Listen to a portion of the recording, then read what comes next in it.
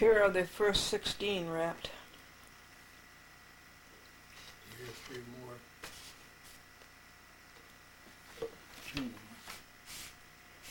Thank you. I lit this candle for the deer. So we're putting away the wrapping. We got it done on Sunday. That's good. A chat with Glendora is over until next Saturday. And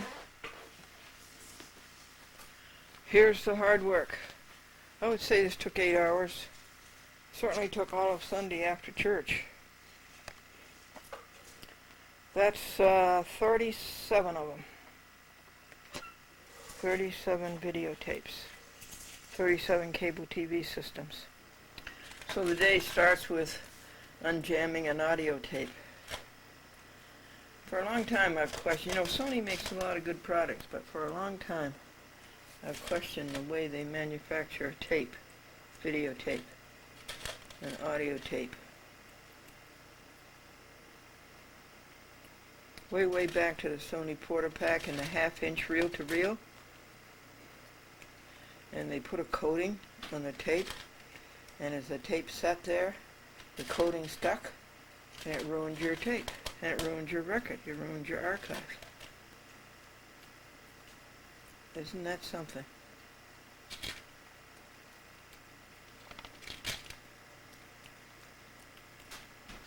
I think you should know, folks, that the hours spent fighting the law-breaking of Charles F. Dolan and his crime organization, Cablevision, is 8,885 and a half hours spent opposing the law-breaking of Charles Dolan, and $25,137.14.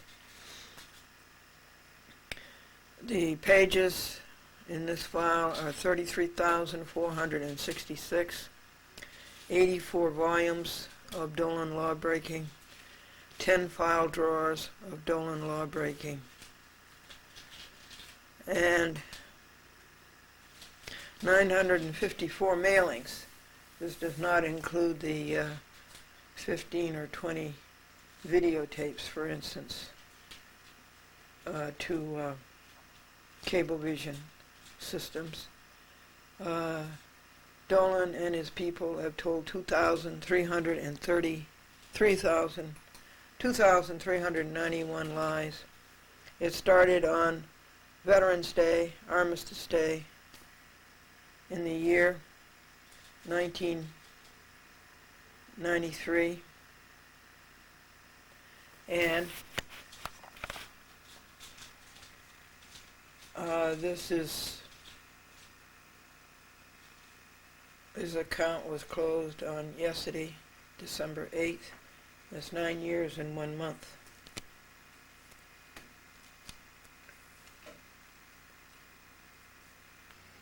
The hours and dollars this week, there was 38 and a half hours and $35 divided by 15 extant lawsuits is 2 hours and $2 to be added to each one of the lawsuits.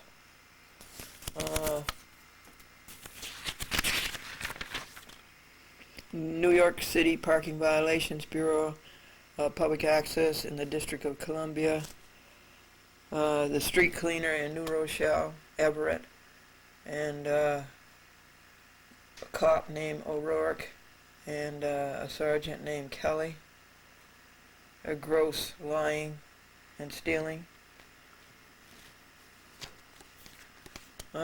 Bruiser Ken, since it went to the Supreme Court of the United States. Godfrey South and Bad Son Mark South, Bad Landlords. Omnibus 4, Omnibus 5, Omnibus 6, Omnibus 7,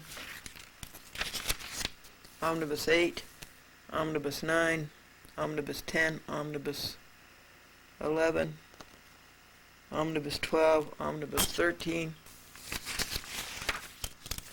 and the one we're working on now hasn't been tallied. That's Omnibus 14. So these are the hours and dollars. since each of these started.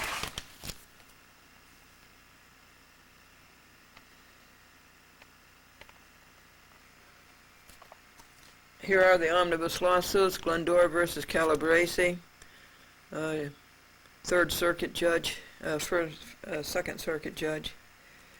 The court was Arizona, and the date was January 4th in the year 2001, and the judge was McNamara. Omnibus lawsuit 2 was Glendora versus Benson. It was filed in Alaska. The date of the filing was April in the year 2001, and the bad judge there was Singleton. Glendora versus O'Rourke, the New Rochelle lying cop. That was filed in Buffalo, and the date of it was June the 11th, 2001, and the bad judge there was Elfin, John Elfin.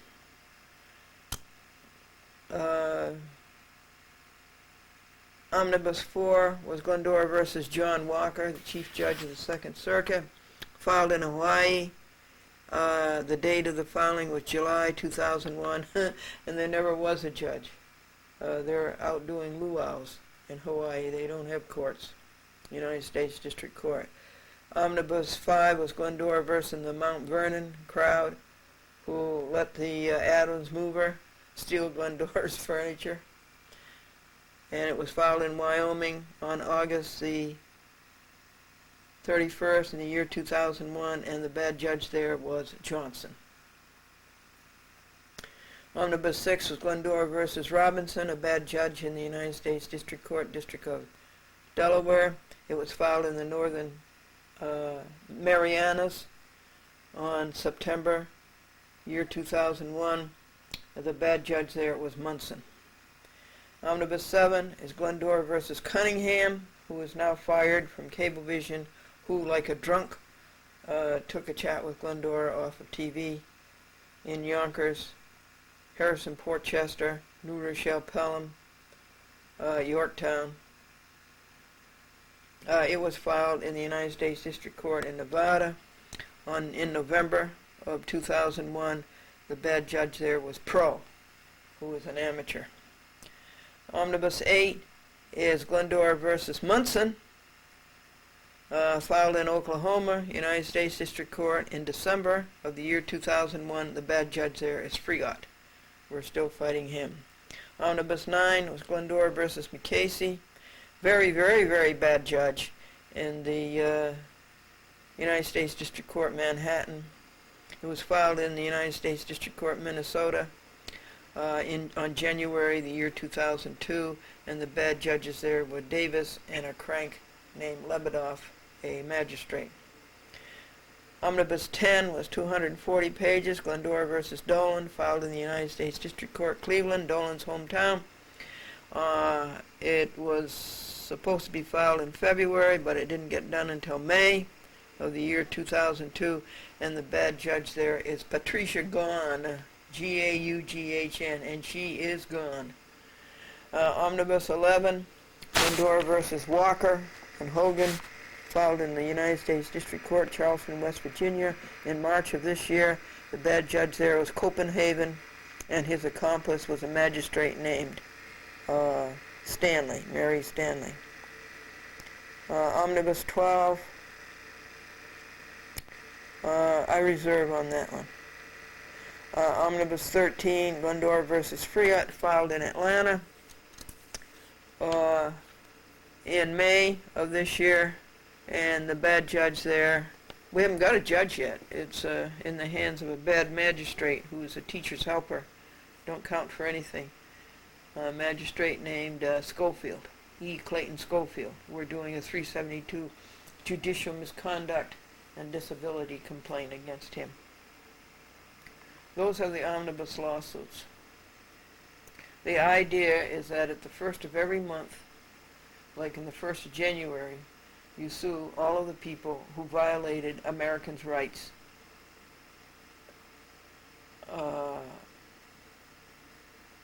who violated Glendora's American rights, and of course yours too, that the month of December. I don't have time to get dressed up, set up the camera, so I have to tell you these jokes on a voiceover.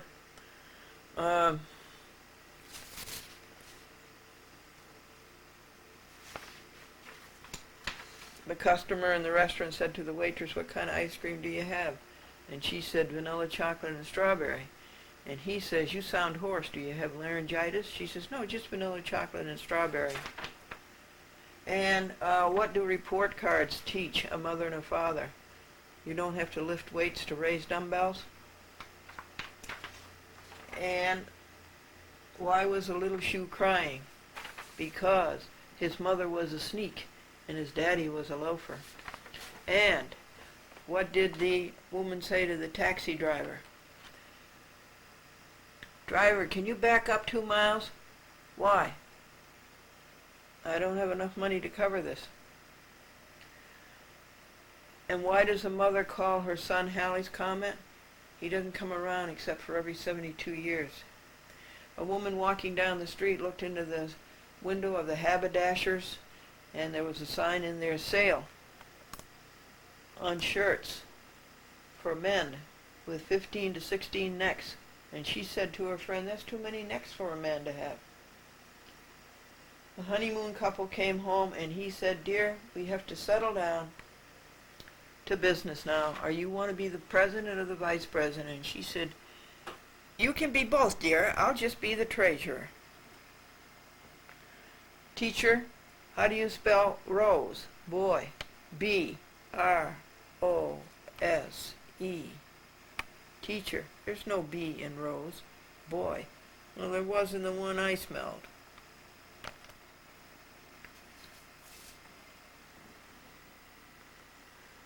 Man called the city editor of the newspaper, very upset. He says, "You put my name in the obituary and I'm still alive. You put my name in the obituary column and I'm still alive." And the newspaper city editor was very contrite, and he tried very hard to think of a remedy. And he says, "Oh, I know." He says, "Tomorrow I'll put you in the birth column." A mother was out shopping, and she asked 2 old ladies to look after her little daughter for 15 minutes while she did an errand. And as the 2 ladies and the little girl sat in the room, one little old lady said to the other, "She's not very P-R-E-T-T-Y, is she?" And the little girl says, "No, but very S-M-A-R-T. This is Glendora, a chat with Glendora. Month of December, folks, in front of you. What are you going to do with it? What are you going to give it? What are you going to expect of it? Are you going to live through it? Are you ready for it when it ends, and when the year 2002 ends? Don't go out New Year's Eve and ruin your body and your mind and your stomach. Don't do that. Stay very, very quietly alone New Year's Eve and face the new year and ask God what God wants you to do with that new year. And if you do it just right, you'll find out that what you want and what God wants are the same. There is no more dichotomy. Folks, these are words 81 to 90 that I'm trying to learn. Accursed, execrated, damned, execrable, or detestable.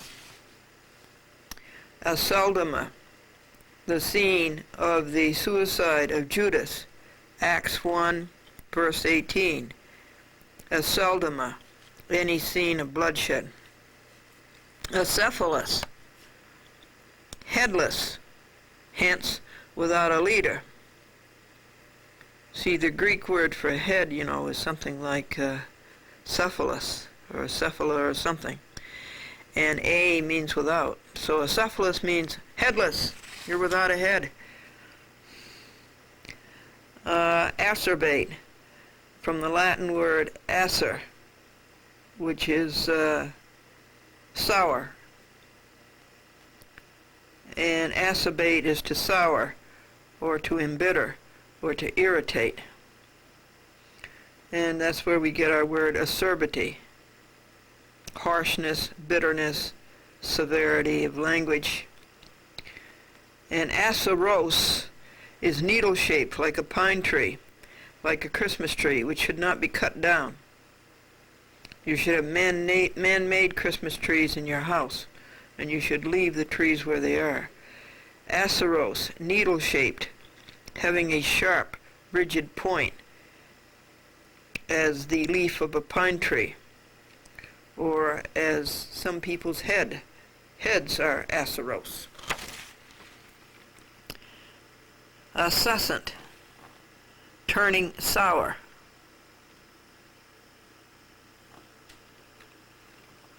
Readily becoming tart.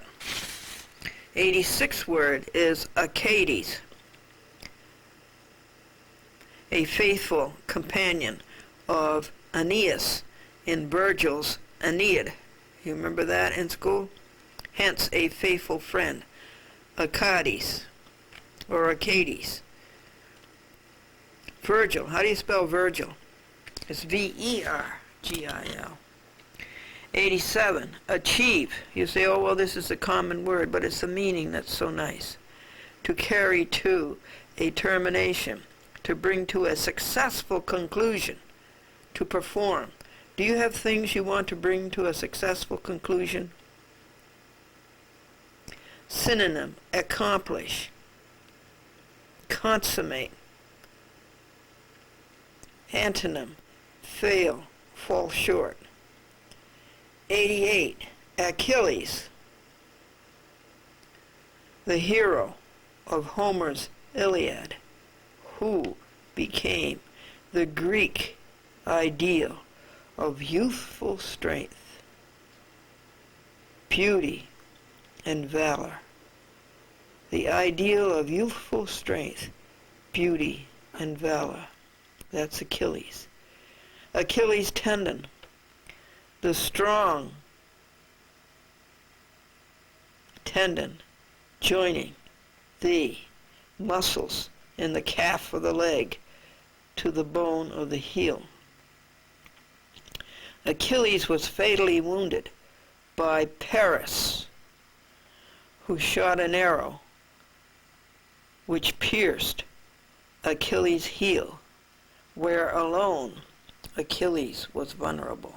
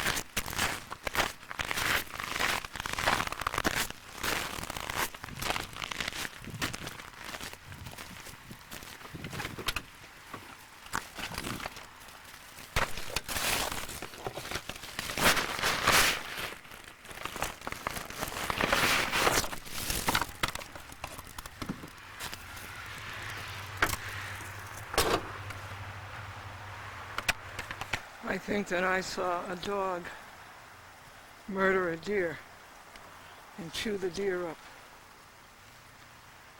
Yesterday at 1:40 p.m. I came out to call Penny, and I looked from that door across the yard, and I thought I saw a dog fight. So I went over to stop it. There was a medium-sized dog, black and white, and a little dog, all black. So I went over to stop it. And when I got over there,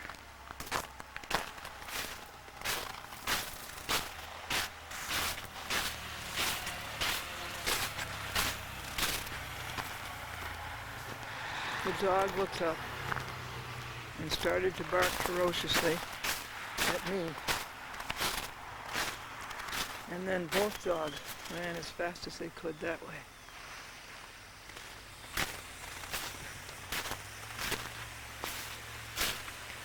It turned out not to be a dog. It turned out to be a poor deer. I believe that this dog murdered this deer. You see the deer's fur?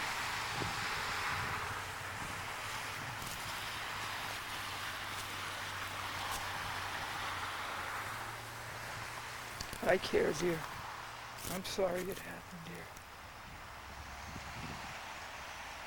I'm sorry it happened. I believe that the deer was alive and the dog was eating the deer and taking bites out of the deer's buttocks. I believe this is a horrible, horrible, horrible thing. And I'm sorry, dear. I'm sorry.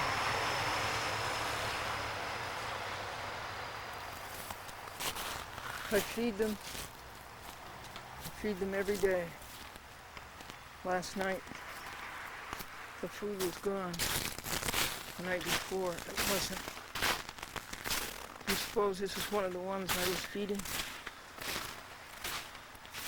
I believe that dog murdered that deer and then started eating the deer while the deer was still alive.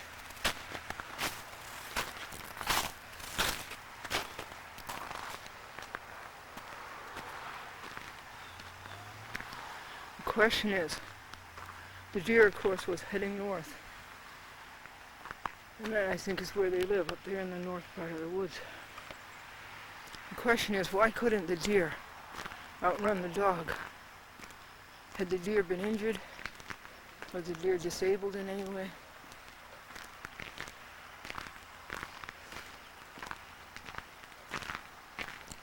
It is terribly, terribly depressing.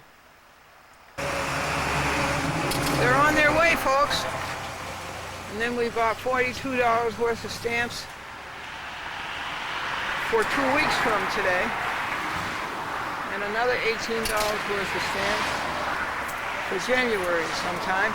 And the post office said this is the busiest day of the year because people are mailing so many packages. This is where we bought the 2 batteries for the 2 Lincolns. Hi, Mark. This is the living trust. Folks, you have to do this. If you should die or become disabled, you don't want everything to go to the state. You want everything to go where you want it to go. So you've got to do this. We just spent 4 hours on this today. We try to do it 15 minutes a day, and we got 15 days behind. A living trust keeps you in control while you live, when you become disabled, and after you die. Good morning, folks. That poor, terrorized, mutilated, agonized deer lies out there.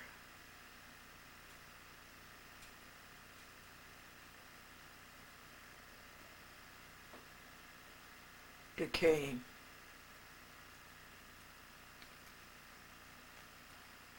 Bad dog. And the sad part is that no other deer care. Nobody cares. I care, deer. But nobody cares. No other deer come to help. No other deer abide.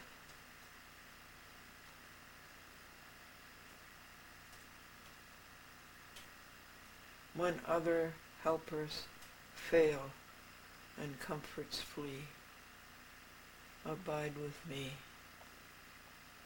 Abide with me.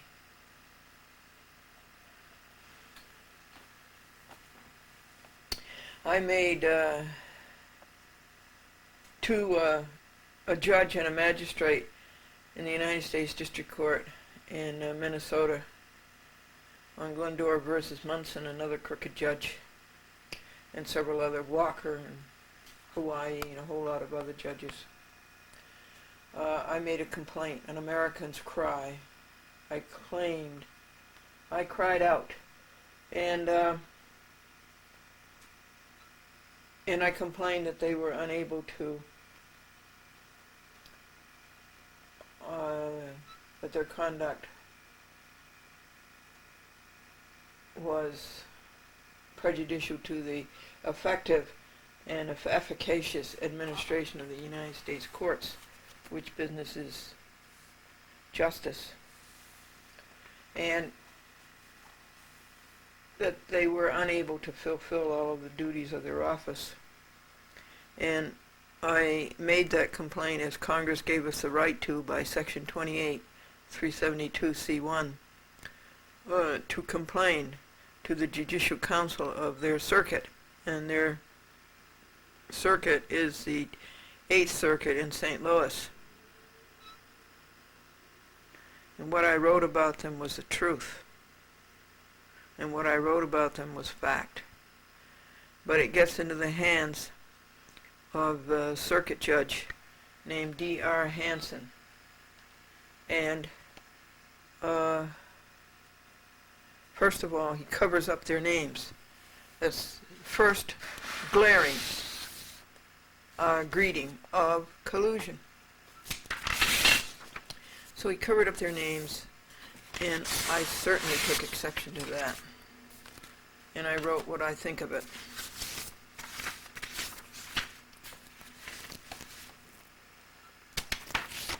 This is what he did that was wrong. Here's his malodorous odor order, okay? This is his malodorous odor order.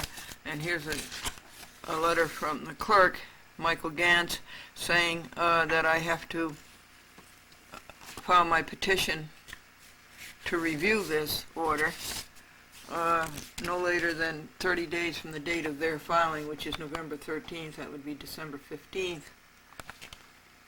And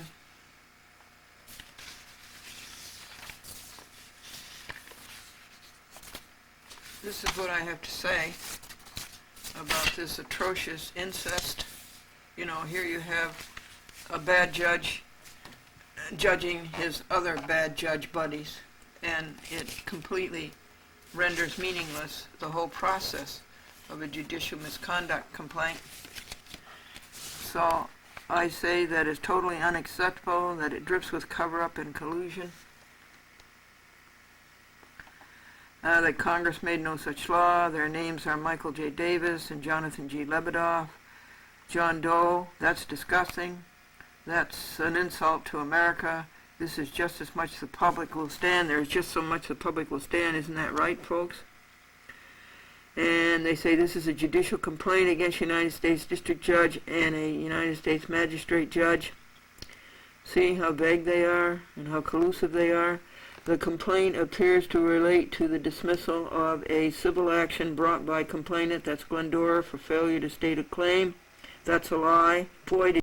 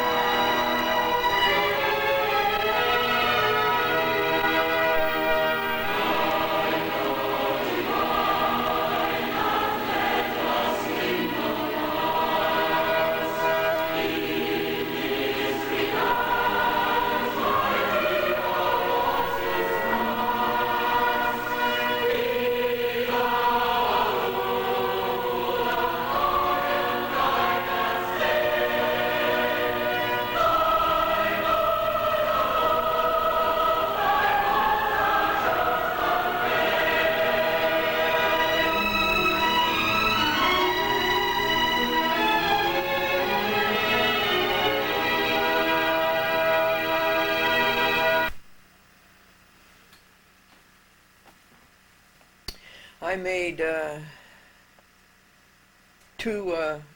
judge and a magistrate in the United States District Court in Minnesota on Glendora versus Munson, another crooked judge, and several other, Walker and Hawaii, and a whole lot of other judges. I made a complaint, an American's cry. I cried out, and I complained that they were unable to, that their conduct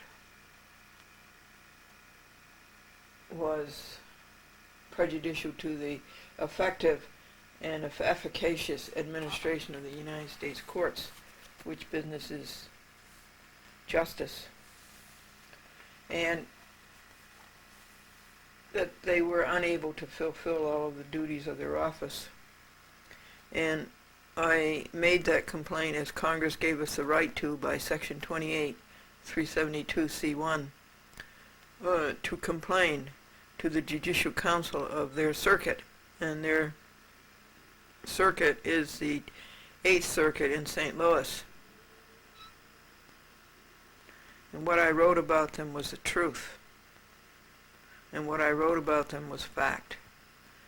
But it gets into the hands of a circuit judge named D.R. Hansen, and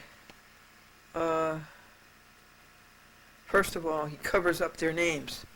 That's the first glaring greeting of collusion. So he covered up their names, and I certainly took exception to that. And I wrote what I think of it.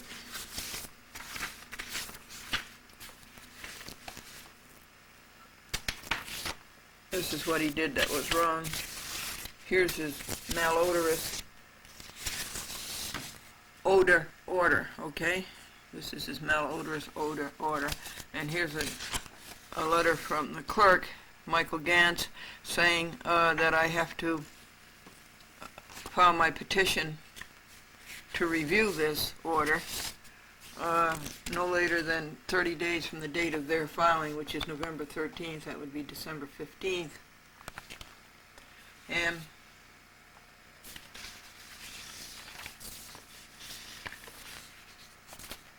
this is what I have to say about this atrocious incest. You know, here you have a bad judge judging his other bad judge buddies, and it completely renders meaningless the whole process of a judicial misconduct complaint. So I say that it's totally unacceptable, that it drips with cover-up and collusion, that Congress made no such law. Their names are Michael J. Davis and Jonathan G. Lebedoff. John Doe, that's disgusting. That's an insult to America. This is just as much the public will stand. There's just so much the public will stand. Isn't that right, folks? And they say this is a judicial complaint against a United States District Judge and a United States Magistrate Judge. See how vague they are and how collusive they are? The complaint appears to relate to the dismissal of a civil action brought by complainant, that's Glendora, for failure to state a claim. That's a lie. Boy, did she state a claim. It's not a claim when judges violate your due process. That's not a claim, folks. Without any recitation of facts to support her conclusions, that's another lie. It's all prima facie. It's right there in the record. Complainant alleges that the judges do not know the law, that they cheat and lie, among other things. Glendora says, A, this is not so. The facts in the law are in the record. If you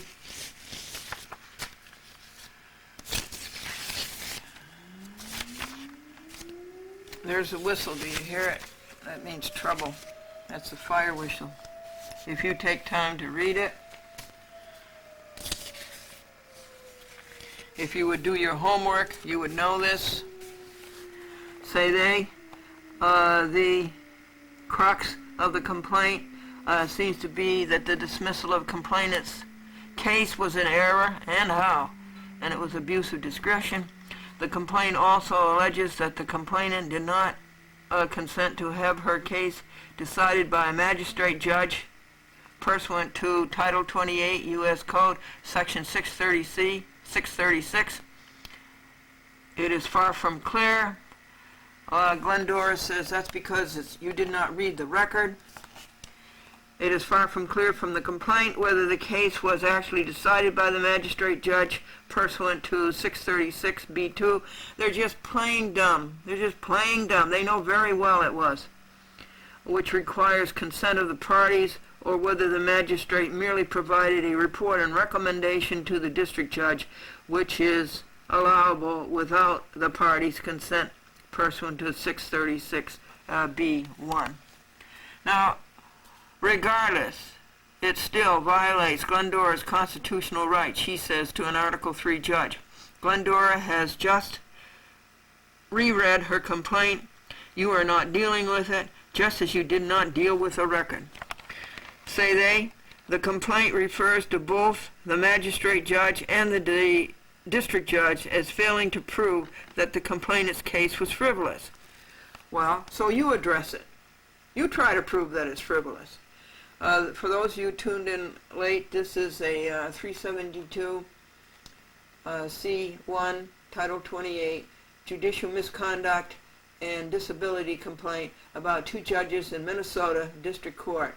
And the chief judge in the St. Louis Circuit is rendering meaningless the whole process of the judicial misconduct and disability complaint.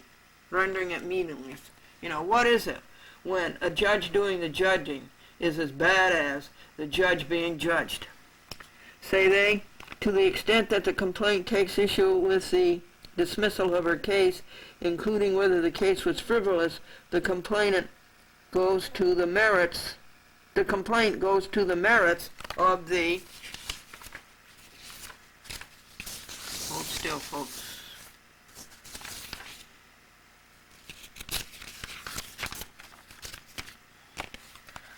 Of the judge's decisions. Well, Glendora says the judge's decisions had no merits. There's no merits to go to. The case was not decided on its merits and is not properly the subject of a judicial misconduct complaint. Complainant's remedy is to appeal the dismissal. What you say here, Hanson, is superficial, shoddy, shallow, ho-hum, and hack. Pedestrian, routine, oblivious to America. Says Hanson, to the extent that the complaint alleges that the complainant did not authorize the magistrate judge to decide her case, the complaint fails to provide sufficient facts to support the complaint, and that's another lie. You read the record. It's in the record. Read it. You do not tell the truth, Hanson. It is prima facie. Produce Glendora's 636 consent to a magistrate. Is it anywhere in the record? No.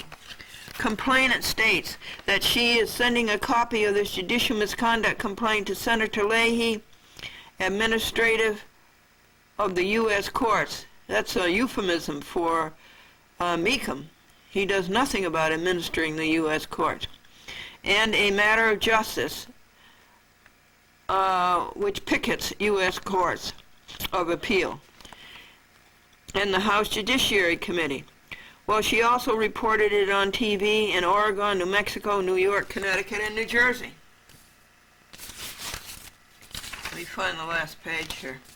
You're only allowed 5 pages.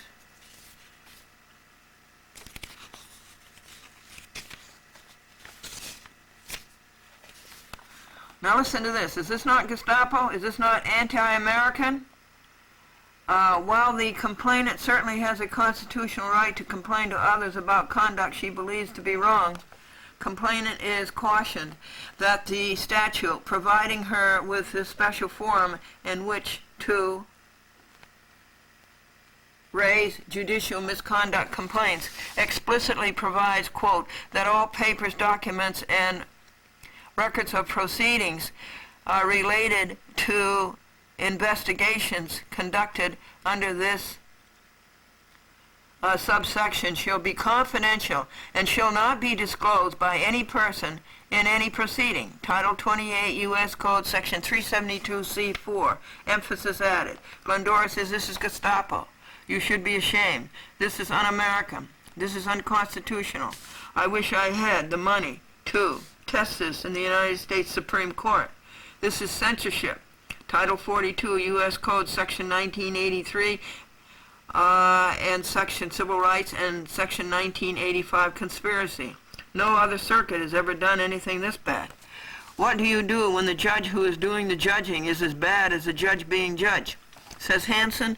Additionally, the complainant is cautioned that judicial misconduct proceedings are not to be used for disparaging judicial officers without any basis in fact. Glendora has the facts. You just chose not to read them. You are the ones without the facts. All the time, you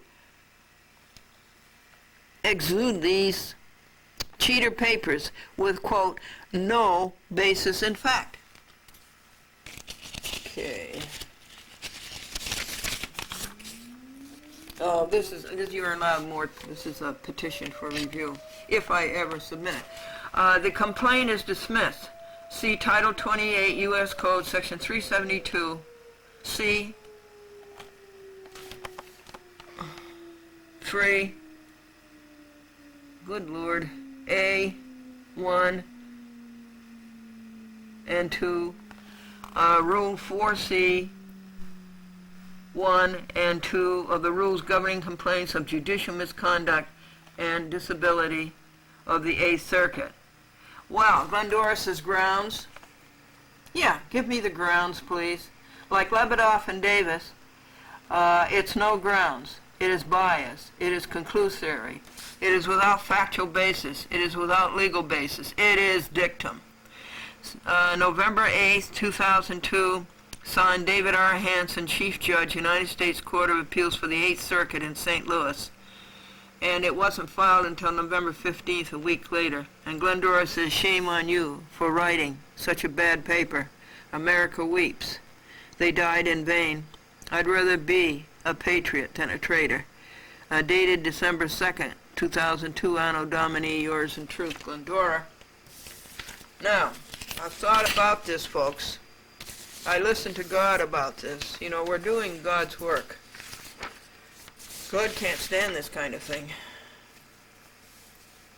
And, wait, I have one more page to read you to the clerk.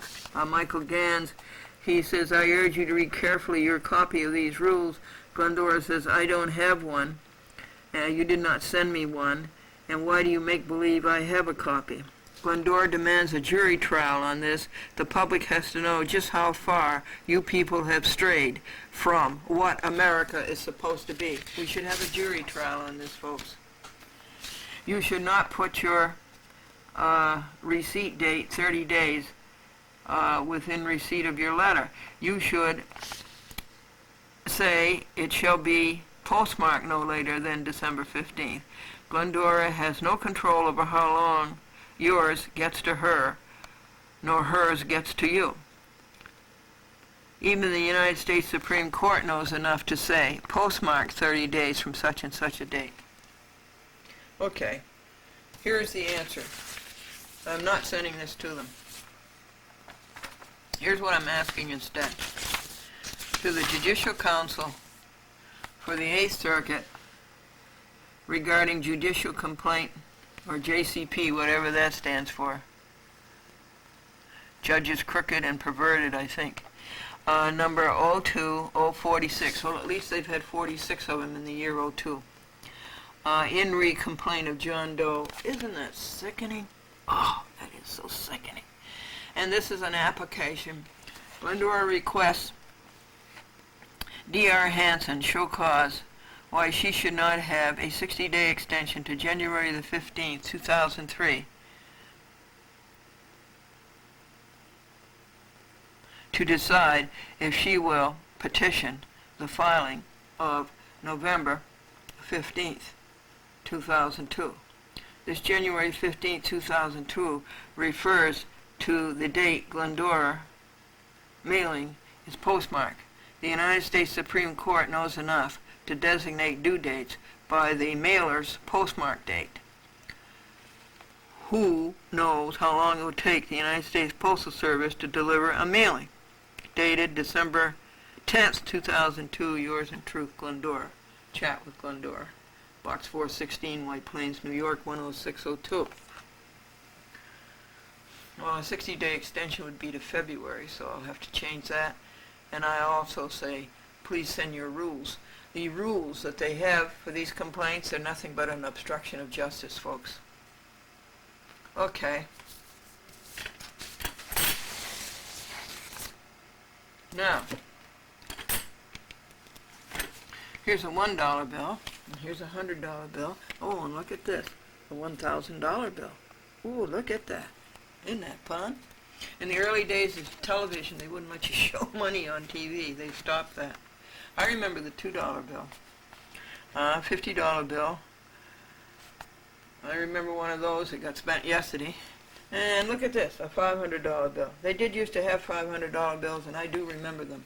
And even after the government pulled them all in, they get television quiz shows were giving away $500 bills, which was sort of a conundrum.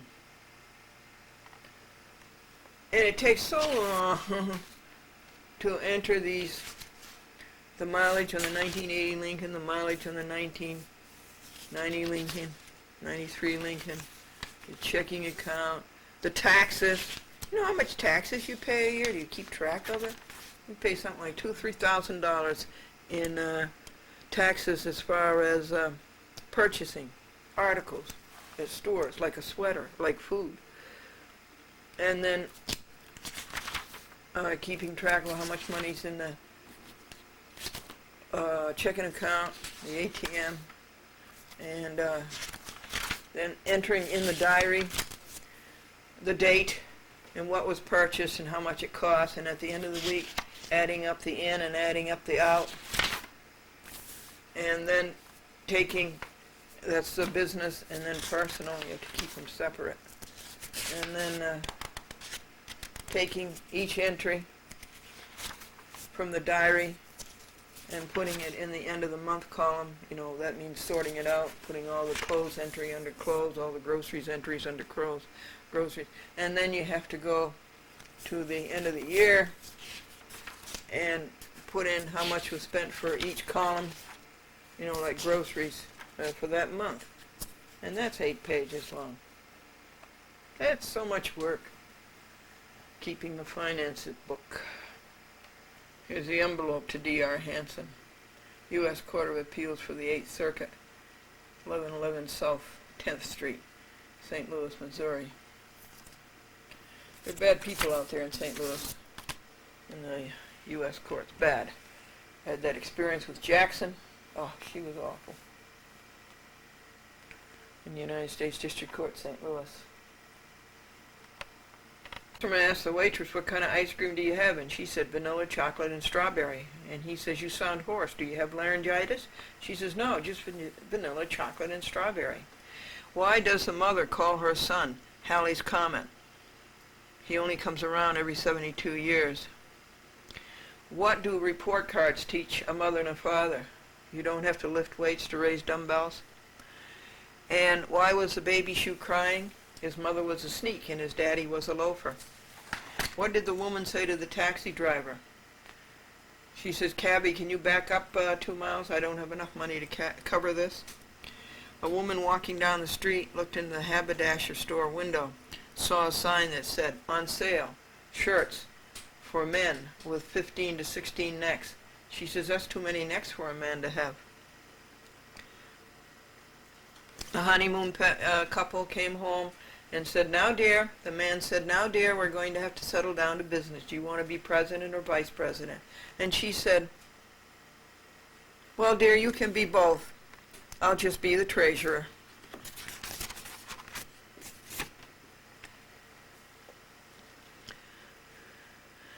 Teacher, how do you spell rose? Little boy, B-R-O-S-E. Teacher, there's no B in rose. Little boy says, there wasn't no one ice melt. A man called the city editor of the newspaper irate. He said, "You put my name in the obituary column. I'm still alive." The city editor was truly contrite, and he tried hard to find a remedy, and then with great inspiration he said, "I know. Tomorrow I'll put you in the birth column." A mother was out shopping, and she asked two elderly ladies to look after her little daughter for 15 minutes while she went and did an errand. And the little old lady sitting in the room with the little girl, one of them said, "She's not very P-R-E-T-T-Y, is she?" And the little girl says, "No, but very S-M-A-R-T. This is Glendora, a chat with Glendora.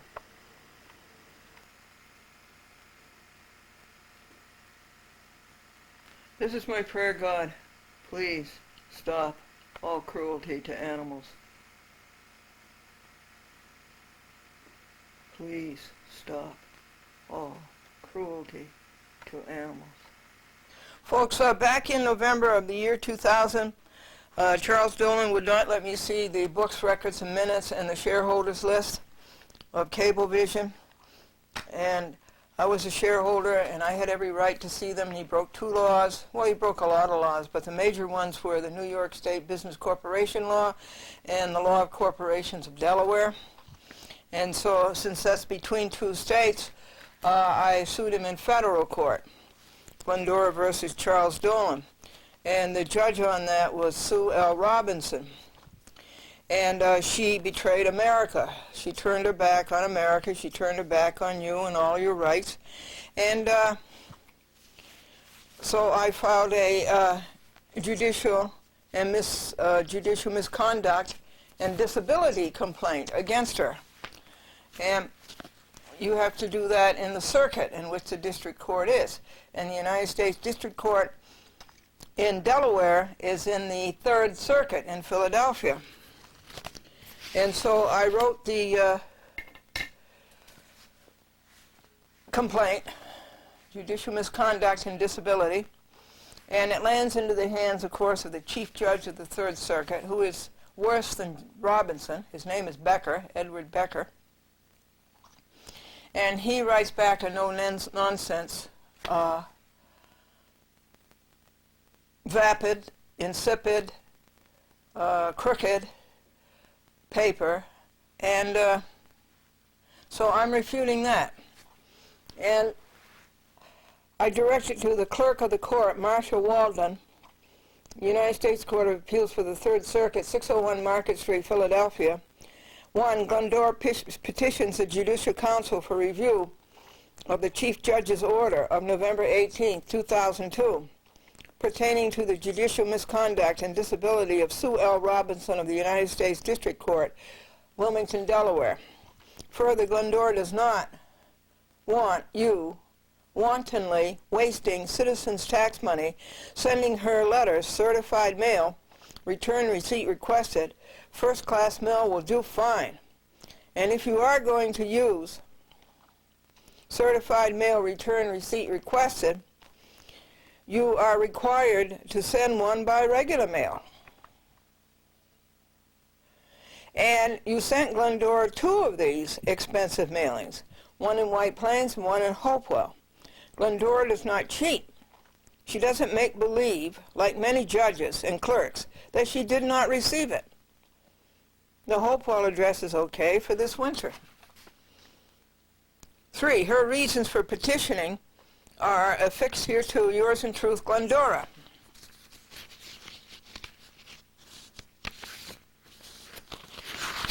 So,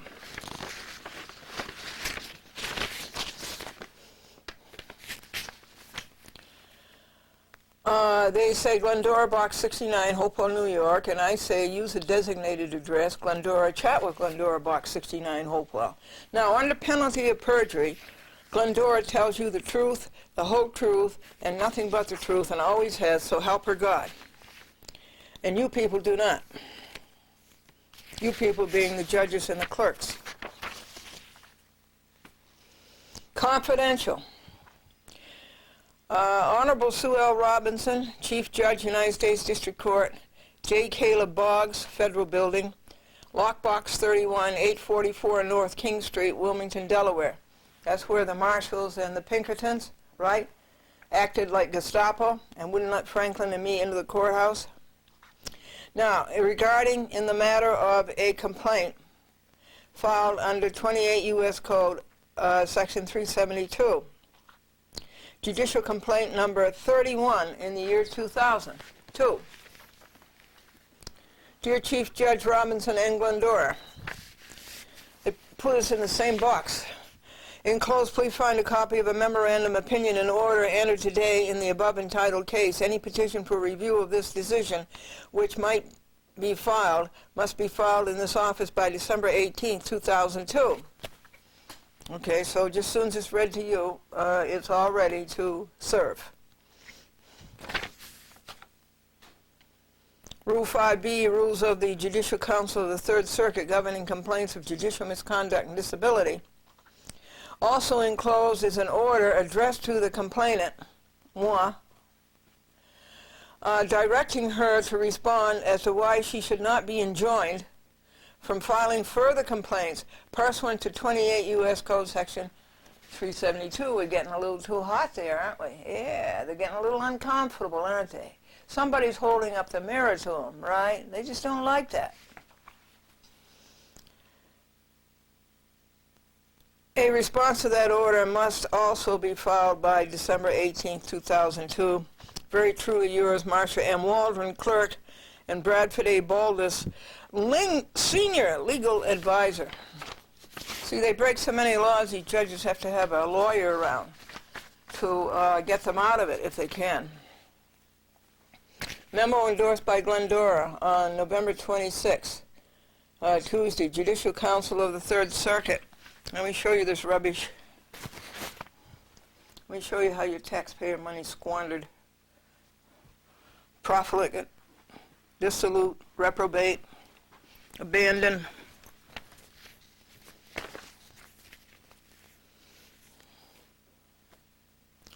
It was received by Glendora on November 20th, and that was speedy.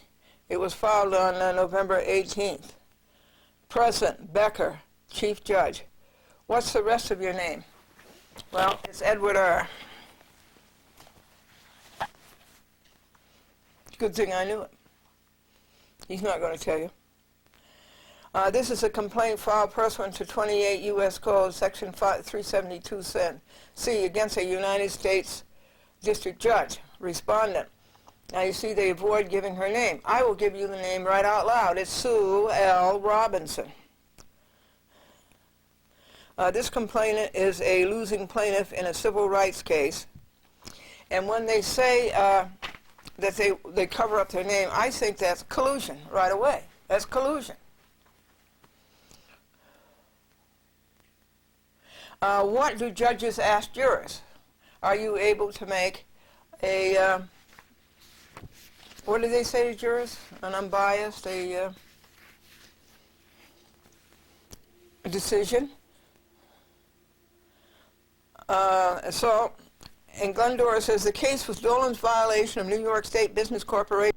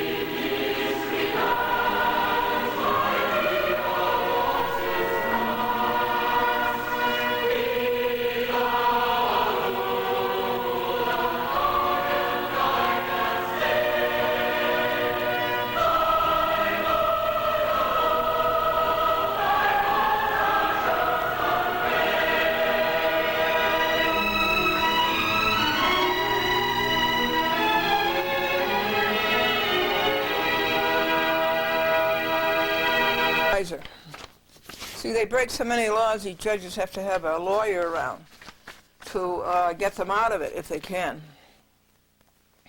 Memo endorsed by Glendora on November 26th, Tuesday, Judicial Council of the Third Circuit. Let me show you this rubbish. Let me show you how your taxpayer money squandered. Profligate, dissolute, reprobate, abandoned.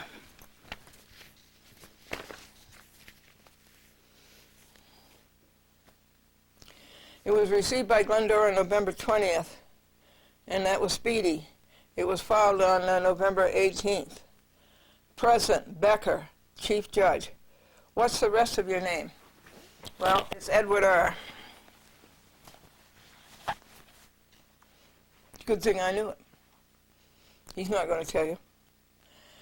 This is a complaint filed pursuant to 28 U.S. Code, Section 372C, against a United States District Judge. Respondent.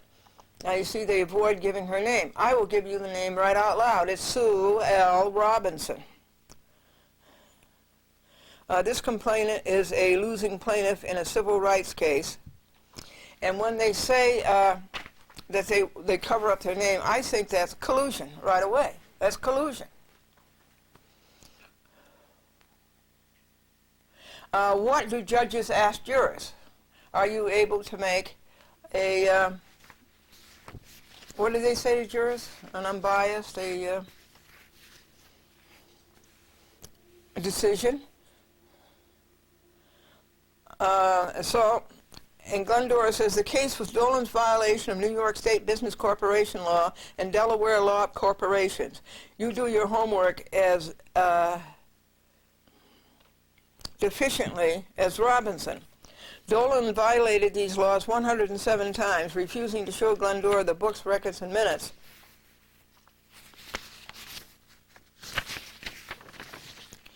And shareholders list. Now do you know what the complaint was about? The complaint filed 2 years ago.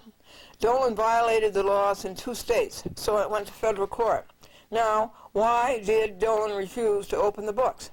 Glendora was 2 years ahead of Enron, MCI WorldCom, and AOL Time Warner at all. And you don't care to see the significance herein to the public. You, like Robinson, turn your back on your country. And writes Becker, this judge, which was dismissed as frivolous and for a lack of subject matter jurisdiction. Well, Glendora says to all of you, prove frivolous. It's frivolous to violate the New York State Business Corporation law. It's frivolous to violate the Delaware law of corporations. That's frivolous. And prove lack of subject matter jurisdiction. What was frivolous was Robinson's so-called orders. That's what was frivolous, the orders of the judges. Complainant is rambling and highly conclusory diatribe against the respondent, that would be Sue L. Robinson, complaining about her work. Well, Glendora says for conclusory, quote unquote, try your statement in the paragraph above. Why do you cover up for her? Her name is Sue L. Robinson, United States District Court, Wilmington, Delaware. The gravamen of the complaint is that complainant is unhappy with the outcome of her case. In both of these regards, this complaint is the same as the 3 previous complaints which complainant has filed in the last 11 months. And then it has footnote. And their footnote is, those complaints are Judicial Conduct number 0139, this is in the year 2001, 0140, and 0209. Each of these complaints was dismissed pursuant to 28 U.S. Code, Section 372C3A, 2, and 3, as related to the merits. Well, let me just stop here a minute. They said the complaints were dismissed pursuant to the law. Oh, yeah? Well, they weren't. The complaints were dismissed pursuant to their self-interest, pursuant to their collusion, pursuant to their traitorship, It's the USA. Glendora says relevance. Can Glendora help it that Third Circuit district judges are so bad? So there's 3 complaints? It's not my fault they're bad. They mix up cause and effect. The cause is that the judges are bad. The effect is that somebody has to complain about them. They ought to get rid of them. Can she help it that the Third Circuit does nothing to set them aright? Unhappy, quote unquote, is a dumb way to put it. Complainant, quote unquote, complaining, quote unquote. You said supra. Certainly, you can do better than that. And so writes Becker, in this complaint, numerous allegations are directed against the respondent. Again, that's Sue L. Robinson, Delaware. Complainant states, respondent gets her exercise jumping to conclusions, stretching the truth, and running up bills. She accuses Robinson of misrepresentation, untruthfulness, inaccuracy, not reading the complaint, failing to interpret what the issues are in the case, and ignoring issues which complainant claims were presented in the case, and, quote, having failed both at justice and the law, unquote. I said she failed both at justice and the law, didn't she? Very good, law clerk, says Glendora.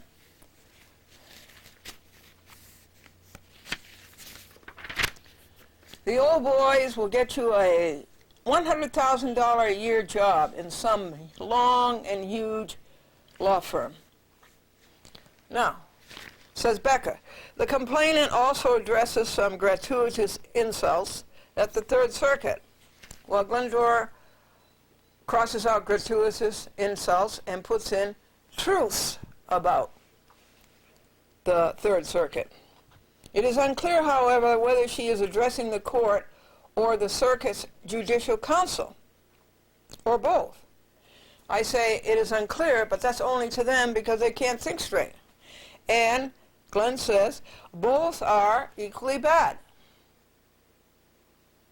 The Third Circuit Court and the judicial council of the Third Circuit Court. But Robinson's abominable flagellation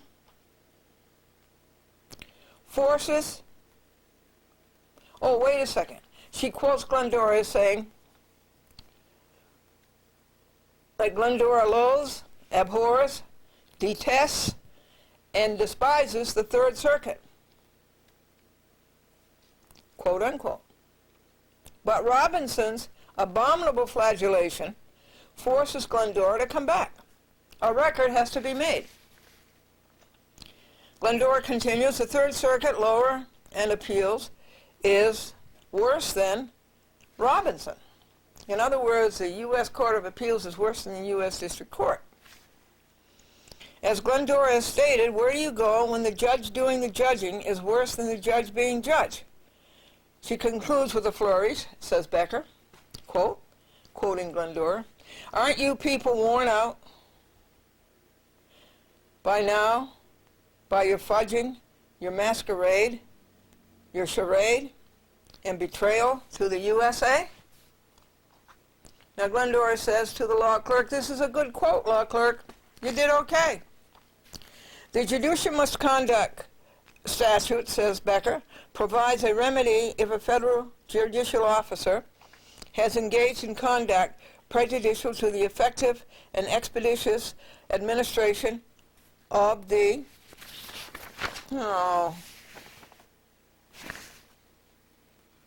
business of the courts.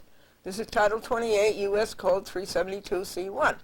A chief judge may dismiss a complaint brought under the statute if, after review, he finds that it is not cognizable under the statute, is directly related to the merits of a decision or procedural ruling, or is frivolous. Glendora says, cop out, cover up, collusion, frivolous. Same as the 3 other answers to Glendora's complaints. See paragraph 2, supra. This is the same old wheeze, says Glendora. Law clerk, you've lost your dynamics. The word for that is aerodynamic. It would be a good day when judges pay attention to Congress. Says Becker, Section 372, which provides for dismissal of complaints related to the merits of a decision or procedural ruling, reflects Congress's concern that a misconduct complaint not be used as a vehicle by which disappointed litigants may challenge judicial action or inaction occurring in the course of litigation, which is reviewable by appeal or mandamus. Well, I appealed Robinson's stupid work. It's on appeal now, and the U.S. Court of Appeals, the Third Circuit, the same Becker, has done nothing about it. These people talk out of both ends. The Senate report states, says Becker, quote, "It is important to point out what subsection C does not mean. It is not designed to assist the disgruntled litigant who is unhappy with the result of a particular case."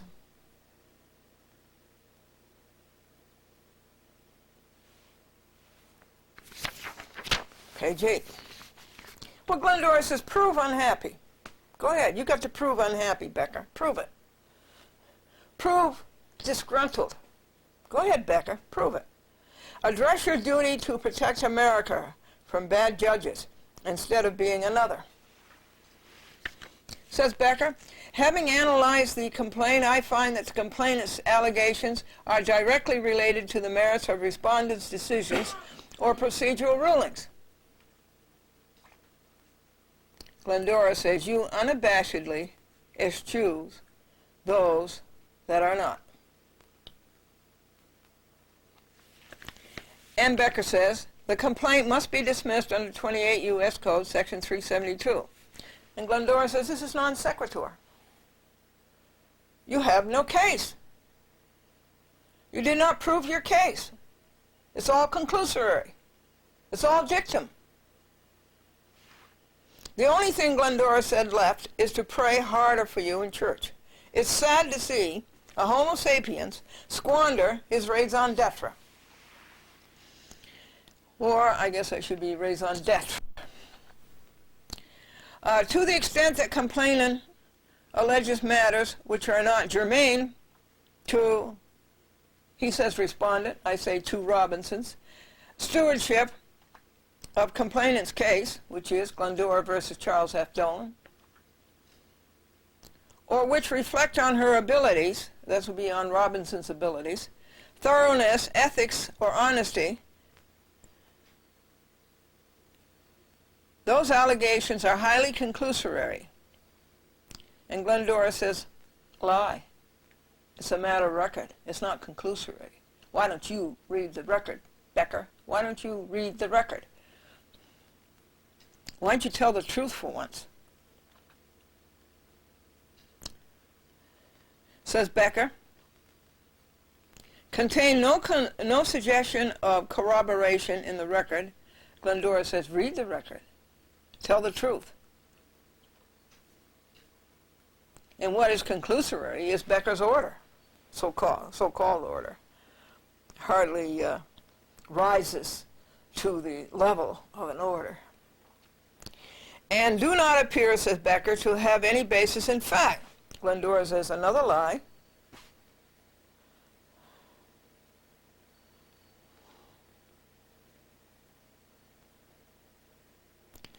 And then Glendora says, nor does this order of Becker's have any basis in fact.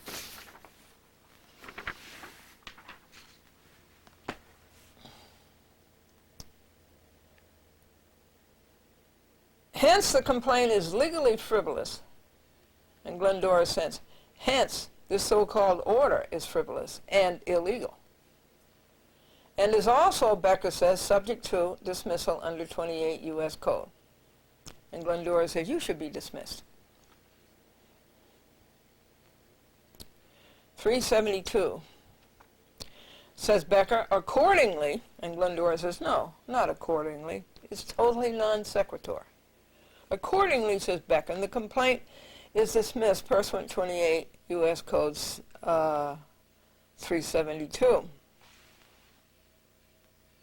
And then he signs his name, Chief Judge, Edward R. Becker. Illegible, scribbled, just like his thinking. You know, these signatures belie a muddled mind. And he has no jurat. He has no date. He has no court. He has no municipality. He has no state.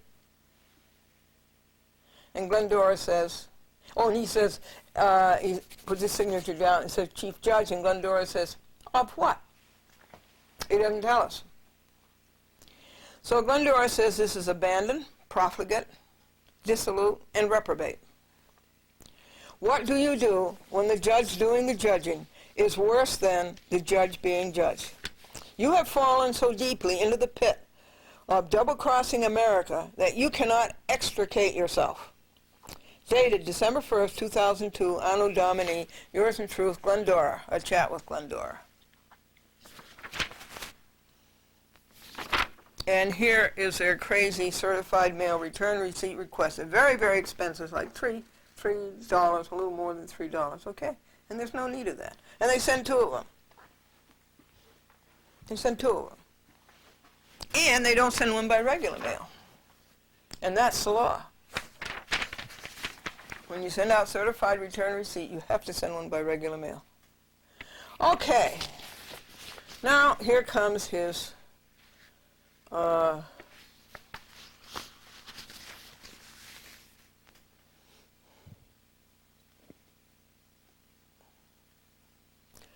Judicial Council, his Glendora, you show cause why you should be allowed to file any more complaints against judges.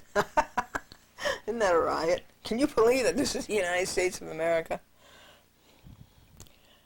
I think it sounds like Stalin Russia or like Hitler Germany. A judicial complaint number 02, that's for the year 2002, 33, or 31. Glendora says you've only had 31 complaints this year? In re complaint of judicial misconduct and disability, Glendora adds, of Sue L. Robinson and of Edward R. Becker. Original proceedings under 28 U.S. Code, Section 372. Order, it says, filed November 18, 2002. Present Becker, Chief Judge. I think that you get the point. There's another 10 pages.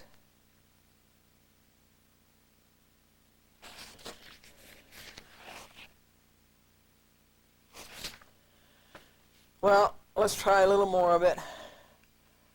On the basis of the foregoing opinion entered on this date, it is ordered and is judged that the written complaint brought pursuant to 28 U.S. Code 372 is hereby dismissed pursuant to 28 U.S. Code 372.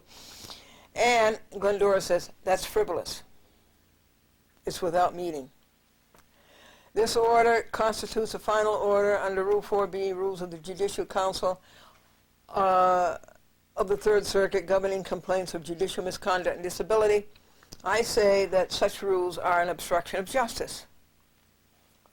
The complainant is notified in accordance with Rule 5 of his right to appeal this decision by the following procedure. I'm not a his, I'm a her.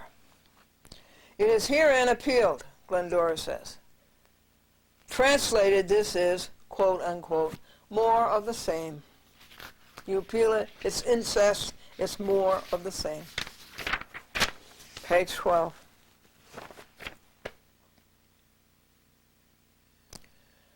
There is no need to enclose a copy of the original complaint. They don't want to see it again. Why not, Glendora says. The more people who see it, the better it is for the USA. The full text of Rule 5 is available from the clerk's office. And Glendora says, ho-hum.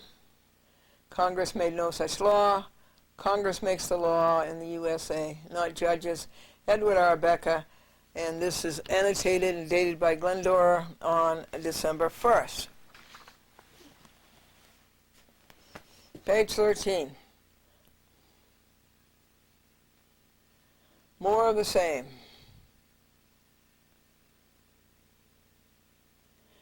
Complainant in the above entitled matter has within the past 11 months submitted 4 complaints of judicial misconduct or disability to this circuit. Glendora says, it's not my fault that you have such bad judges. If you had good judges, there wouldn't be any complaint. Cause and effect.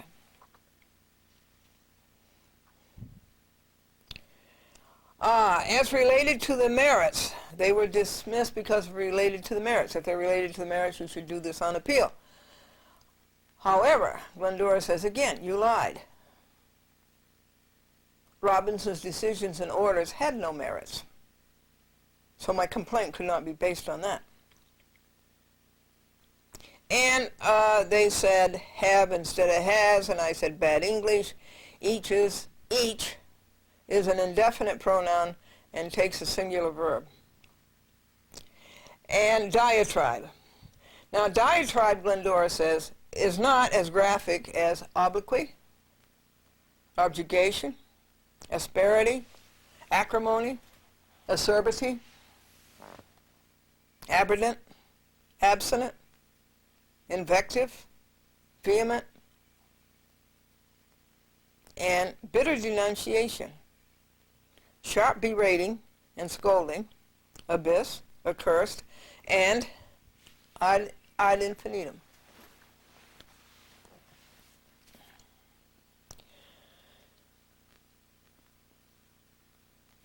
Okay, this is repeated a great deal from the first paper. Glendora says, why are you writing this single-spaced? You don't give Glendora space for her interlinears and marginalia. Glendora says, what is this if it isn't a rambling statement? Take it one at a time. Who can intercept this acceleration of inanities? Liberally, quote, unquote, is well chosen. Unfounded, quote, unquote, is another of your lies. Conclusory, quote, unquote, is another. If you had done your homework and read the record, you would know that everything Glendora has expounded is truth, law, and fact. Three essentials that you never evoke. What is an insult, quote, unquote? This is conclusory.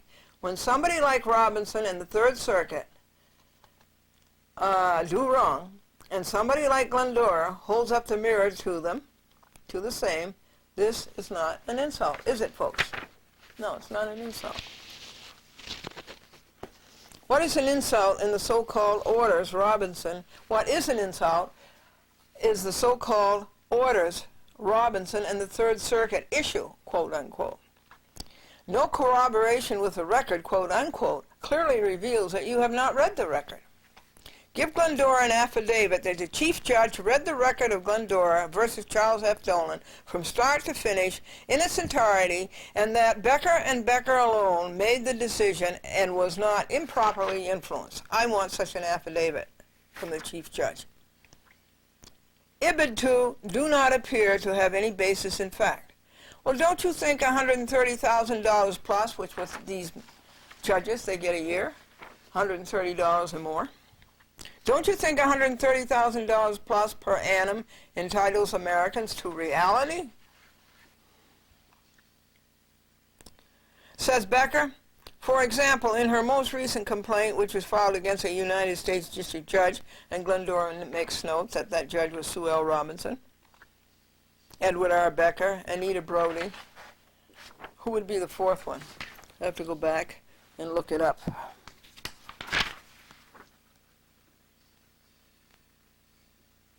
Was it Becker twice, I guess? Complainant uses the complaint, and Glendora says complainant uses the complaint as a tautology, law clerk. So, you have said, law clerk. I think we get the idea. Sue L. Robinson, cover-up, collusion, and cheater. And so you have said. You know a good quote. And she quotes again what I said about the Third Circuit.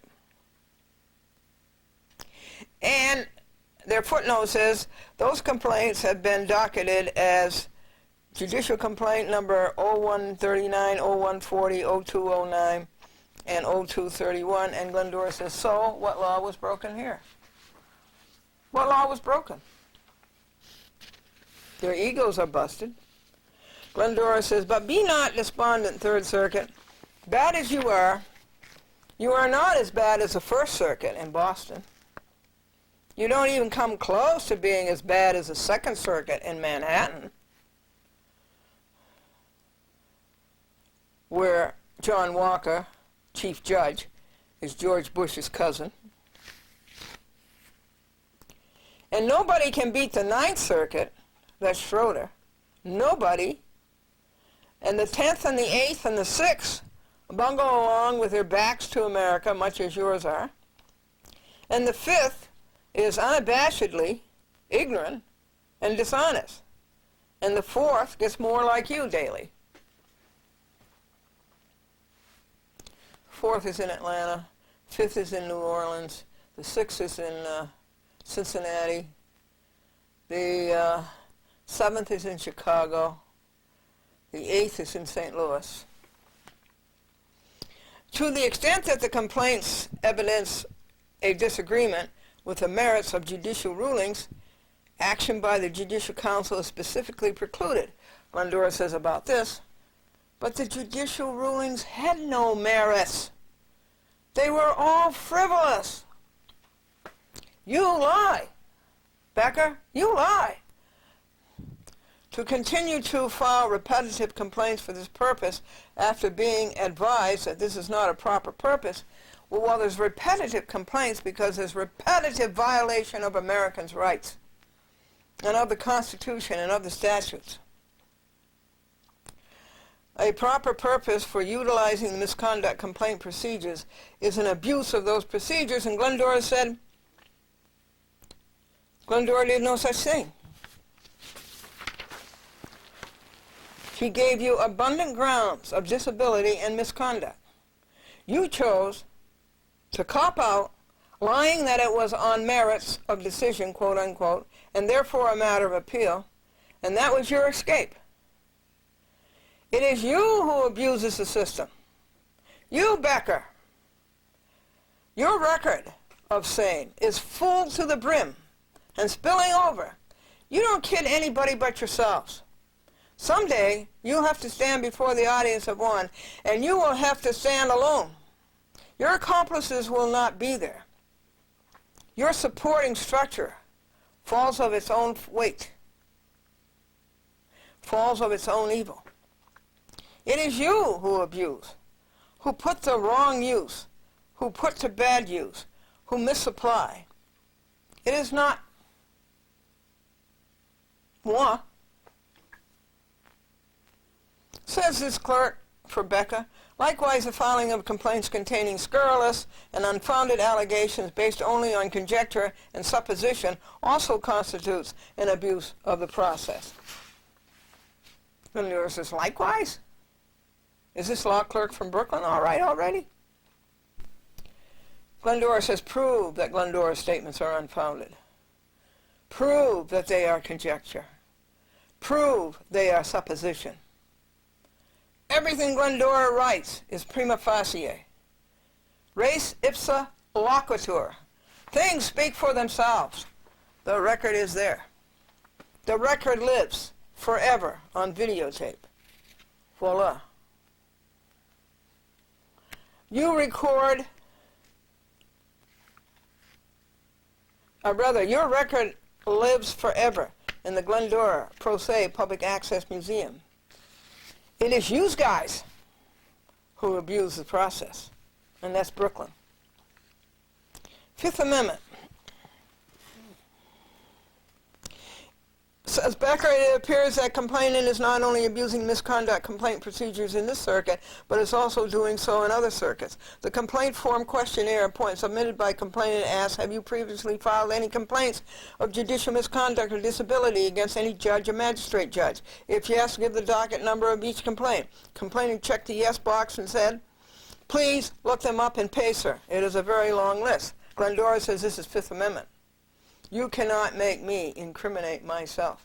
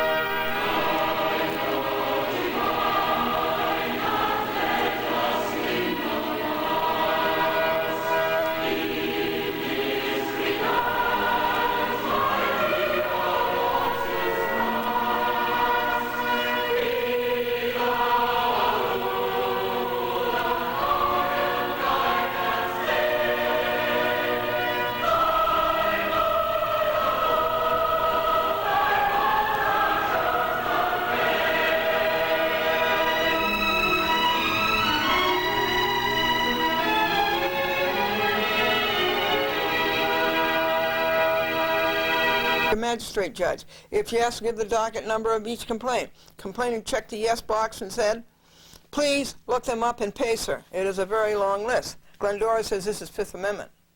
You cannot make me incriminate myself. Or haven't you ever read the Constitution of the United States? This is the first research that you have ever demonstrated. You looked up something in PACER when I told you where it was. In light of that answer, says Becker, the other circuits were surveyed. Aside from the 4 complaints filed in this circuit, complainant has filed at least 19 other complaints in 5 other circuits.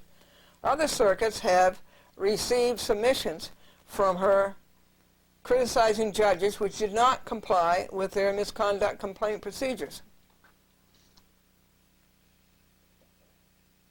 See, this is Big Brother, right? This is Big Brother. No privacy.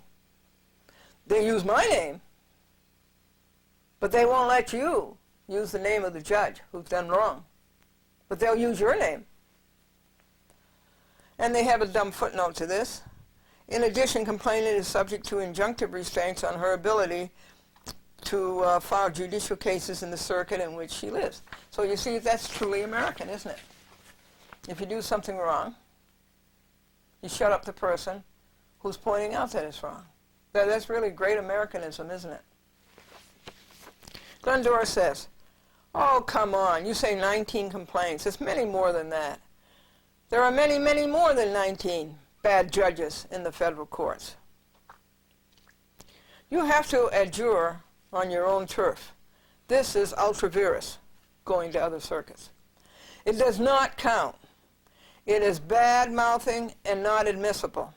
Can't you play by the rules? Do you always have to cheat? When you were a kid, did you always cheat at the game? Play it straight. You are out of bounds. Folks, what is out of bounds? What is out of bounds? Do you know? What is out of bounds? Out of bounds is an exhausted kangaroo. Can't you write a paper, Glendora says to these punks, without disjointed footnotes which belie disjointed thinking? Can't you write an integrated paper? Of course, it takes integrity to write an integrated paper. Glendora never uses footnotes. English Composition 101.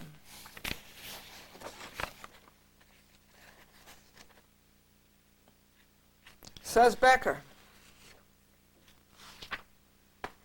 pursuant to Rule something F1F, Rules of the Judicial Council of the Third Circuit, governing complaints of judicial misconduct and disability, Glendora says such rules are an obstruction of justice. A complainant who has abused the misconduct complaint procedure may be restricted from filing further complaints.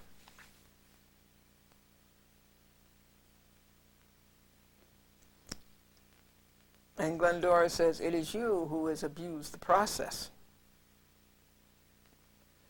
Now, what do we do with chief judges and judicial counsels and sophomoric law clerks who have abused and tried to murder 372C1?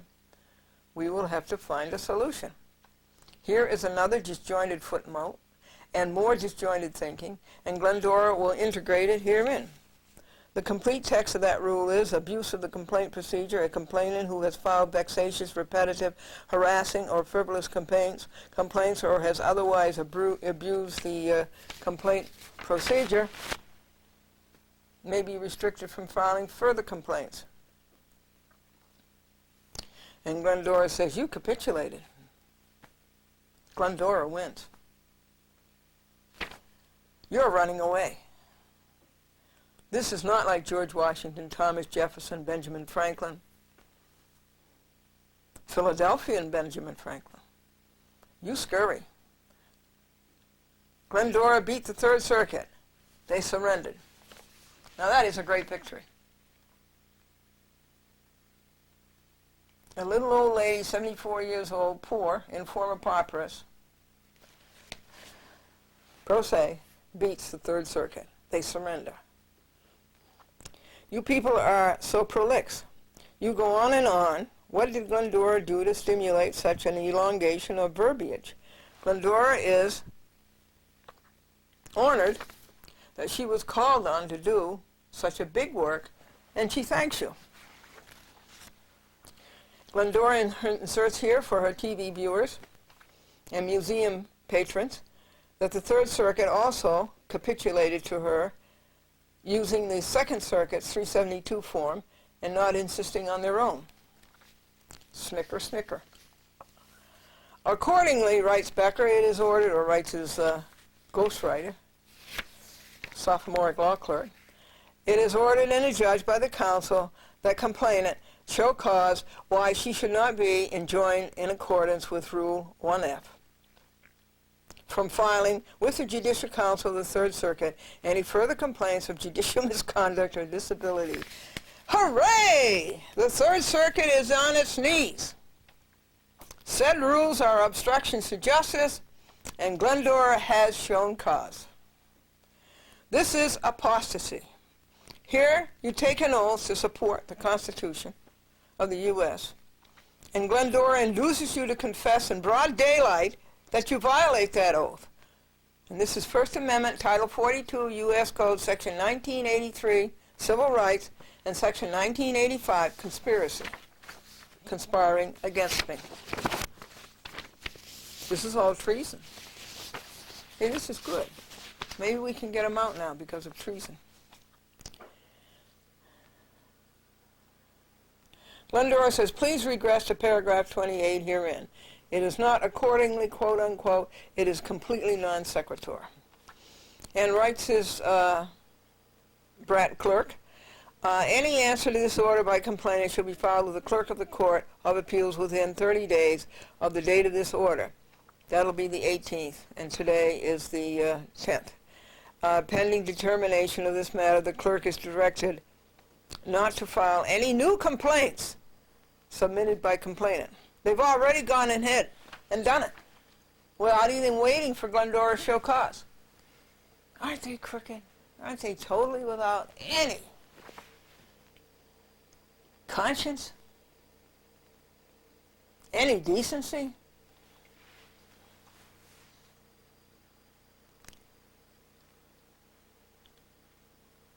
And Glendora says, this is pathetic. He knew that I was, TV audience, he knew that I was going to file a complaint about him. So to stop that, he, Gestapo, dictator, anti-American, said, even without waiting for the show cause, you can't file any more complaints. Boy, oh boy, are these people dirty. And such traitors to the USA. So I can still say what I have to say to the Glendora TV audience, and to the museum, and to Congress, and to a matter of justice, in non-372 form. That is, without invoking Title 28 U.S. Code Section 372 C1. Okay. And again, he has no jurat, no location, no state, no municipality, and no date. And Glendora says the Third Circuit crumbled, just like the Second Circuit. Pro se, in forma pauperis, topples the Third Circuit. Who is next? The way to eliminate misconduct and disability complaints is to have good judges. Your dictum gets you nowhere. This is Gestapo. It is definitely not American. Aren't you ashamed? And paragraph 34 is reserved. You want to fill it in? Conclusion. Glendora has shown cause why the Third Circuit Court and Judicial Council should not drop so low and do such an anti-American thing as to try and censor a patriot who exposes the decadence of U.S. judges. The solution is for the judges to adhere to their oaths and cease ruining the United States of America for their personal gain. Dated December 5th, 2002, Anno Domini, yours in truth, Glendora. And letter petitioning for review of Becker of November 18th, 2002. Opus 922, 6 hours and $14.20. Print and post. Okay, let me hear from you.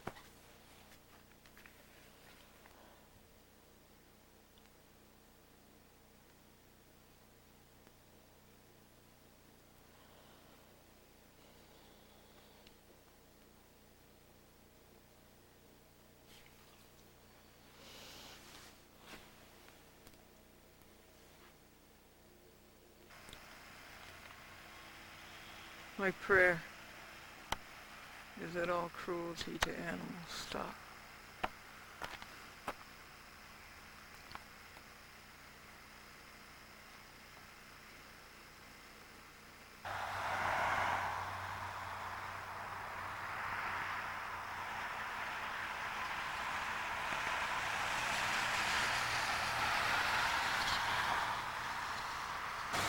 And everything read to you today on TV has been served. They are on their way. Our friend Brad Sachs was here, and we looked over our forms and our affidavits for the Glendora Franklin Living Trust.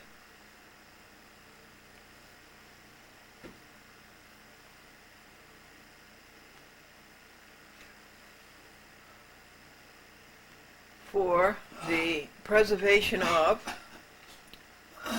the pro se public access newspaper museum. And Tom DeLuca says that Glendora is his hero, and that when people say Glendora is a nut, he says, well, thank the Lord for nuts like Glendora. She's fighting for our rights.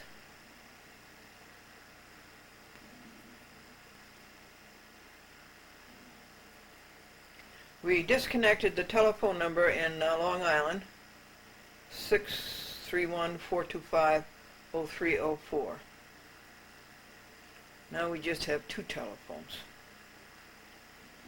I remember when we had 1, 2, 3, 4 telephones.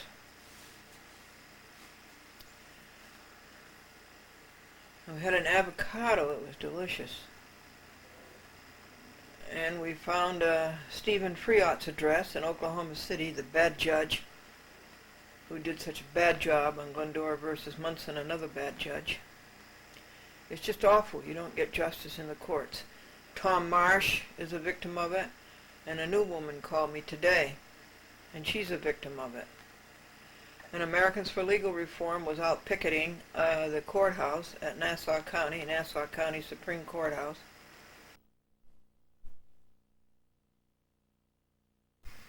Snowstorm number 6. And it looks what? 5 inches? 3 inches? 4? And it's still precipitating in its rain. And the temperature is very mild. It have to be for it to precipitate.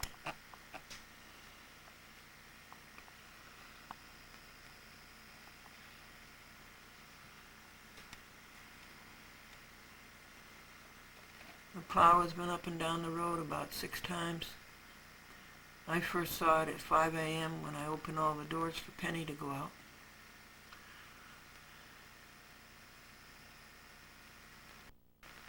And so this is what came to see us today. What came to see us yesterday was our lawyer friend, Brad Sachs, and we went over the Living Trust, quite a few affidavits and certificates. And so it's coming along very well. It's a huge job. And the body of that poor, poor dear. Oh, that was a terrible thing to happen to her. I feel so badly for her.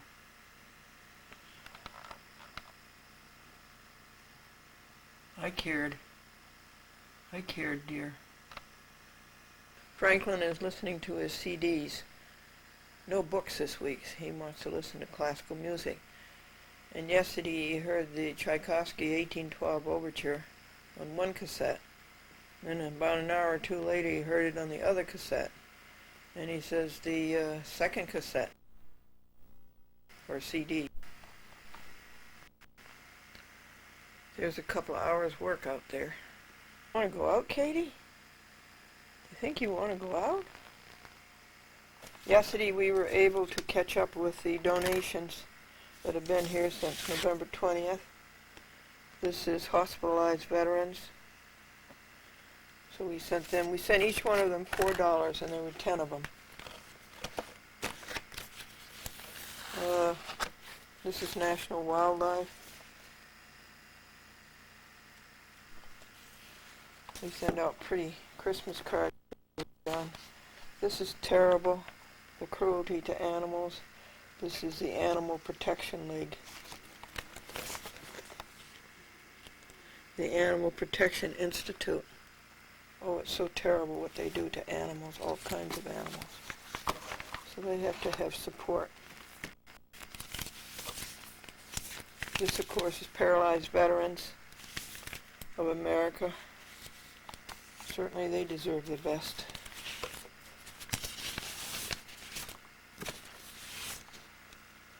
Help hospitalized veterans. This Christmas, let's not forget our disabled, sick, and wounded hospitalized military veterans. I think it's terrible that happens to them. This is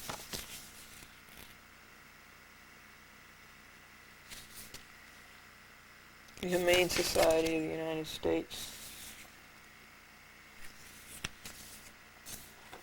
At the moment, I don't feel very kindly toward dogs after seeing what that dog did to that deer. Tenants and neighbors. This is very important for you people who are tenants. This is an organization who fights greedy landlords and the Albany when they're taken over by greedy landlords through the lobbying.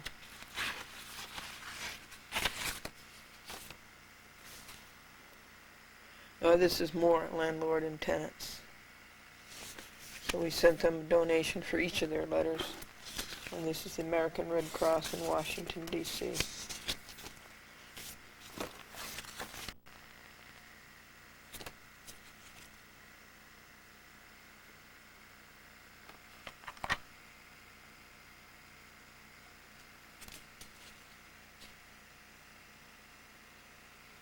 We make out our own envelopes so that we can pass these pleas on to other people and see if they will help. And so we leave the prepared envelope for them.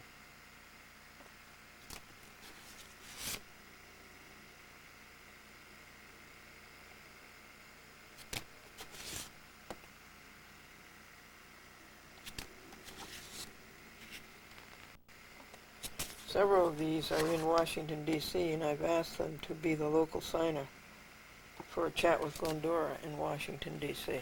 Public access in Washington, D.C., our nation's capital, is anti-American. The whole point of public access is to give the public access to TV, and they do everything they can to shut it out. And they make people pay money to have their programs on public access. That's strictly against the law. They make people take dumb courses, which they don't even need, because they're handing in the tape already prepared. And they won't help people outside of Washington, D.C., but really it comes down to helping the people inside of Washington, D.C., because we, for instance, have a message and we have information that people in Washington, D.C. should know. They should know about courts, they should know about judges, and they should know about people violating public access.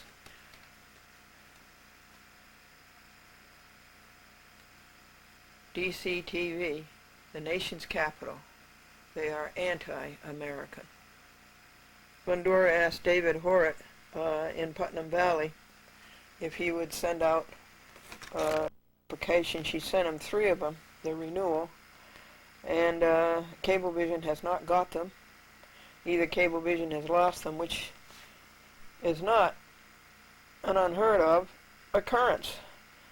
Cablevision has either lost them or they got lost in the mail. But anyway, they're not there, so I asked David last night as a Christmas present if I sent him another one, would he please sign it and send it in. That's the renewal for a chat with Glendora in the Yorktown system. Learning the meaning of new words or understanding the definitions of old words, intercepting them, is coming along very well. I'm up to words 81 to 90.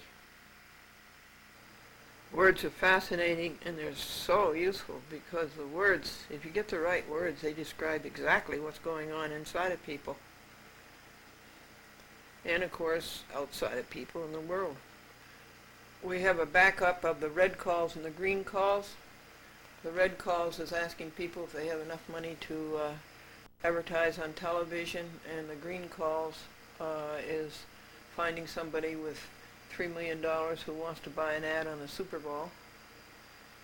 And we're behind in meditate and create. That's a backlog ever since July of the year 2002.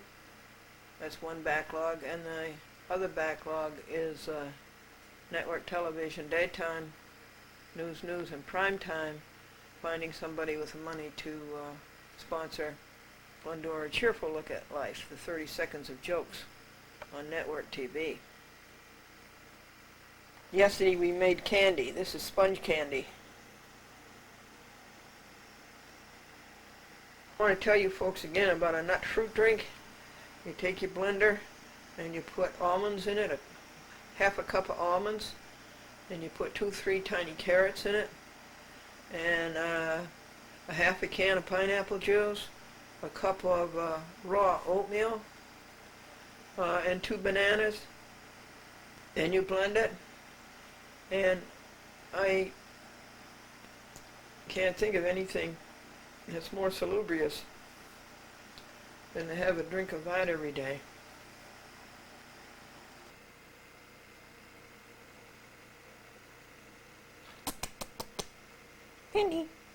Penny, Penelope Penquin.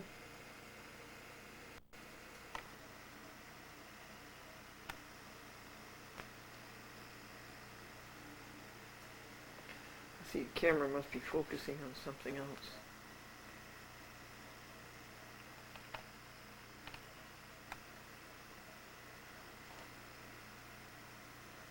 I love the 2.5-hour battery.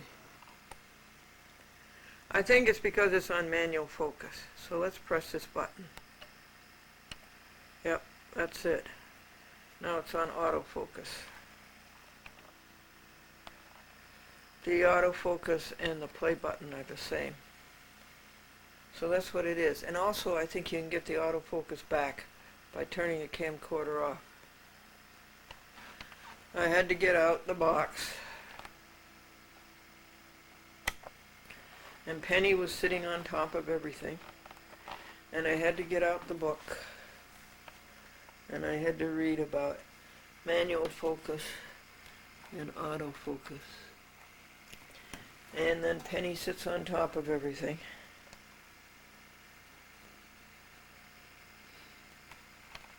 Why don't you sit someplace else, Penny, instead of on top of my work? When everything else fails, folks, you read the directions.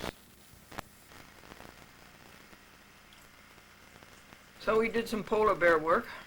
It must have been 30 minutes just to shovel off the stoop, shovel a little path up to the stoop, clear 4 inches of wet, heavy snow off of the roof of the 1993, clear the windshield, clear the rear window, sweep off the passenger side, and do the hood. That's up to the...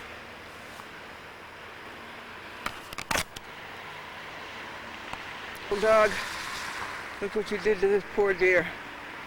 I heard you growling and barking, but I never heard a sound from this poor deer.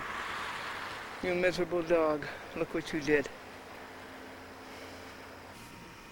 Well, 1993 Lincoln got off the driveway and got stuck. And we had to have Charlie's tow truck. Can you see it back there? You can see it through the mirror. Let's go to the post office and let's go back home and let's stay home. He had to pull me out twice.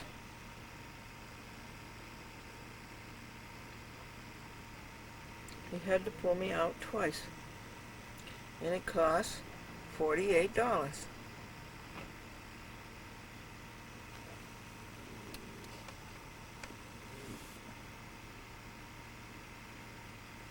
I was trying to get to Peekskill.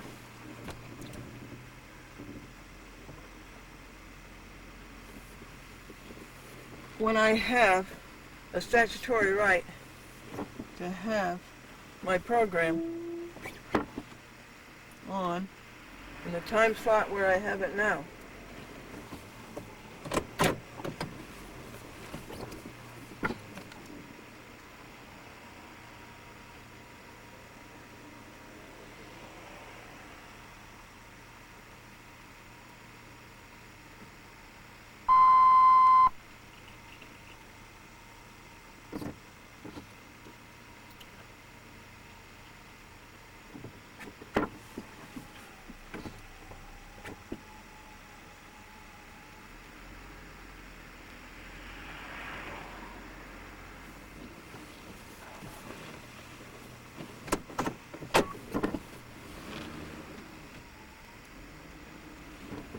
You